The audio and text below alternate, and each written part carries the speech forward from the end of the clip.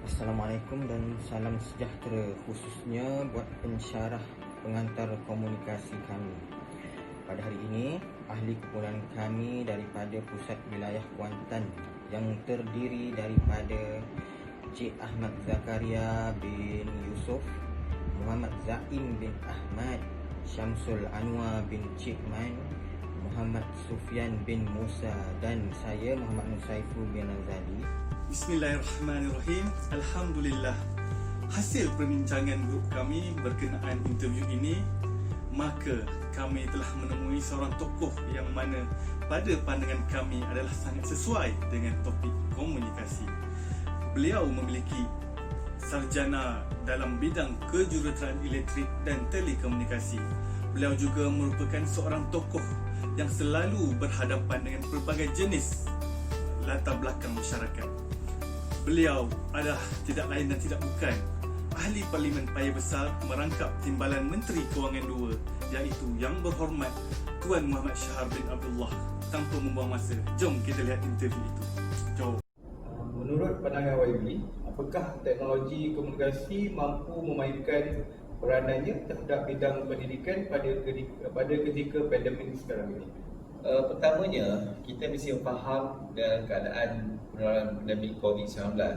Maknanya dalam keadaan sekarang ini, kita ada SOP-SOP yang tertentu bagi memastikan penularan COVID-19 ini dapat kita putuskan supaya lengkung kita dapat ratakan lengkung penularan COVID-19. Jadi, bila kita tidak bertemu secara fizikal, teknologi lah merupakan alternatif kepada medium untuk memastikan pendidikan dapat disampaikan kepada anak-anak yang sedang belajar di universiti atau di sekolah. Okay. Soalan yang kedua, apakah menurut YB, teknologi komunikasi memainkan peranannya dalam perhubungan sosial manusia? Itu sudah pasti. Bila ramai masyarakat atau rakyat kena berada di rumah bagi memastikan rantaian COVID-19 dapat diputuskan, kita duduk di rumah, kita hanya bersosial dengan keluarga. Tetapi perkara ini tidak sihat. Kerana apa? Kita kena berhubung dengan pelbagai masyarakat.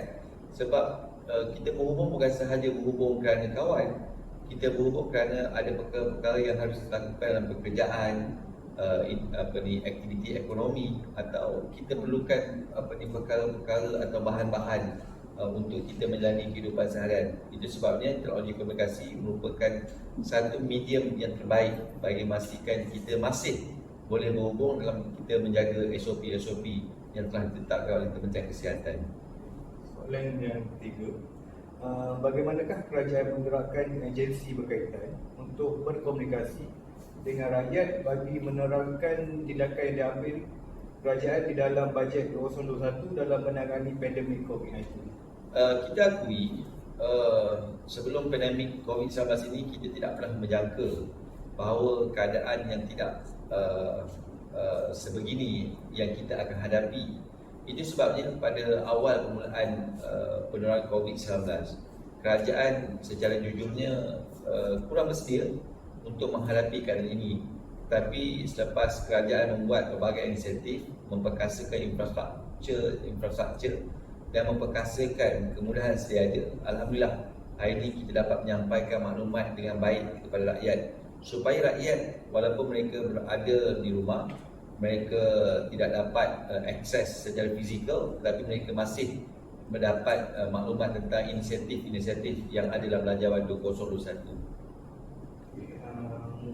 Soalan keempat, secara keseluruhannya, adakah komunikasi secara digital media massa mampu membantu kerja penjawat awam dalam memberi perkhidmatan kepada masyarakat susulan pandemik COVID-19 yang melanda negara ketika ini? Pertama, kita kena faham struktur penjawat awam.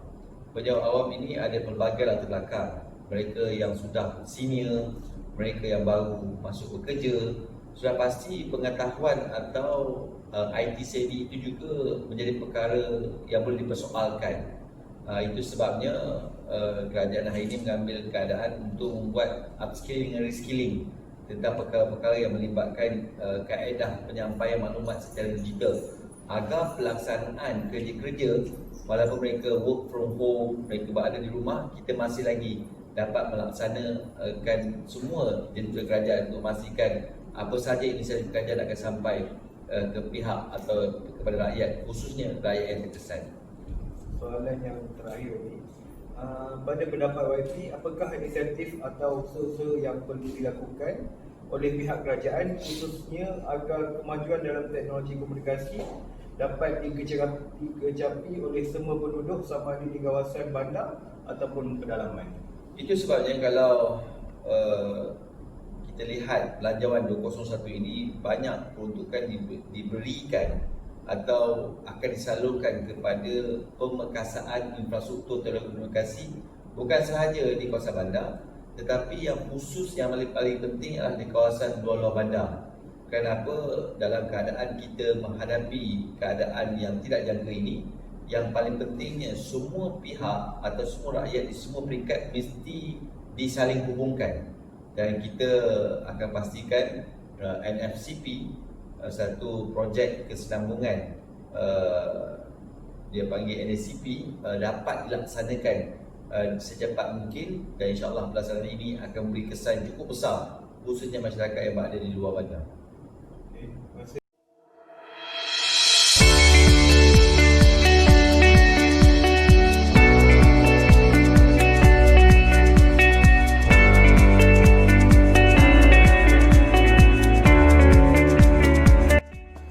Media massa merupakan salah satu bentuk kemajuan teknologi dalam bidang informasi dan komunikasi.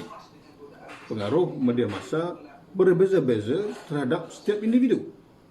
Hal ini disebabkan kerana adanya perbezaan corak pemikiran, perbezaan sifat yang terkesan pada pengambilan sikap, hubungan sosial sehari-hari dan perbezaan budaya. Manakala era globalisasi pula memiliki pengaruh yang kuat di segala dimensi kehidupan masyarakat. Hal ini menyebabkan terjadinya perubahan-perubahan sosial baik secara positif maupun negatif. Perkembangan teknologi membuatkan masyarakat tersepit di antara dua pilihan. Di satu pihak, masyarakat menerima kehadiran teknologi. Di pihak yang lain, kehadiran teknologi moden justru menimbulkan masalah-masalah yang bersifat struktural yang menambahkan di semua aspek kehidupan masyarakat. Dewasa ini, kemajuan teknologi informasi yang menuju ke arah globalisasi komunikasi dirasakan cenderung berpengaruh langsung terhadap tingkat peradaban masyarakat dan bangsa. Media massa merupakan salah satu bentuk kemajuan teknologi informasi dan komunikasi melalui media massa yang semakin banyak berkembang memungkinkan informasi menyebar dengan mudah pada masyarakat.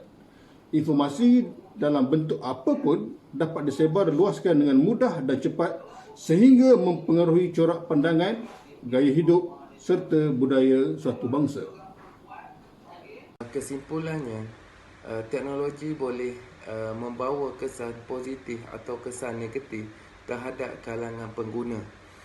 Kewujudan kedua-dua kesan tersebut adalah bergantung kepada tujuan dan cara bagaimana pengguna mengaplikasikan teknologi, sama ada dengan cara yang betul atau salah dan sesuai atau tidak sesuai. Teknologi komunikasi sendiri tidak boleh membezakan mana yang benar ataupun yang salah. Dengan itu, pengguna perlulah betul-betul mempunyai akal dan fikiran yang waras untuk menilai apa yang boleh dilakukan dan apa yang tidak boleh dilakukan dengan teknologi komunikasi ini.